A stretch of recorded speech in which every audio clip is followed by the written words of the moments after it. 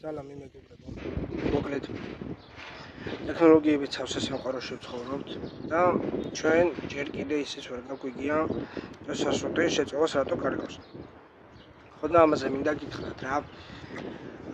ძალიან ხშირად მესმის ხოლმე რომ რაღაც კონკრეტული ბრენდები, რომელიც არის ერთ-ერთი საუკეთესო, მაგალითად Bosch, Ercheri, Samsung და სხვანი კიდე. ესენი ხშირად იყიდება და ხშირად მესმის.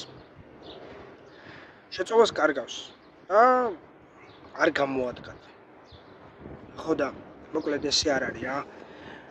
რეალურად შეწევა იმიტომ დაკარგა, რომ შენ არ მოუყოლე. და არ მოუყოლე შეგვიძლია რა. როდესაც ჭიქის ფილტრი, ჭიქიან მოდელებზე, იუსება მეტი ძალა ჭირდება ძრავს, რომ ჰაერი შეიძლება შეწევა გაზარდოს. შედეგად მთელი ეს მტვერი, რომელიც არის ამ ეგრეთ წოდებულ ფილტრზე, მიდის ძრავში. შედეგად ძრავი ზიანდება და მე ეძახით რომ არ გამოგადგათ და არ იმუშავა და მსგავსი რაღაცები. არ იმუშავა კი არა, რეალურად ყოველი გამოყენების შემდეგ უნდა გაწმენდეთ რა. აი ჭიქის ფილტრი გვიყურება აი ესე რა, აქ გამოჩნდება. ხო და მეორე ამბავი არის ის, რომ არის კიდე HEPA ფილტრი, უკანა მხარეს. ყველა დროს ასწორს, ზოგ შემთხვევაში ბორბალშია ხოლმე, ზოგ შემთხვევაში უკან, ძირითადად ეგრეა. და ეს HEPA ფილტრი არის ის, რომელიც იკავებს მთელს ამ მიკრომტვერს, რომ ჩვენ ეს არ ვისუნთქოთ რა.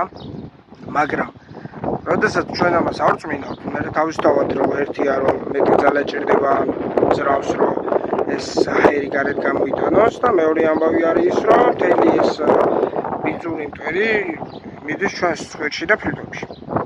ხო და ამიტომ ეს ყველაფერი უნდა გაიწმინოს.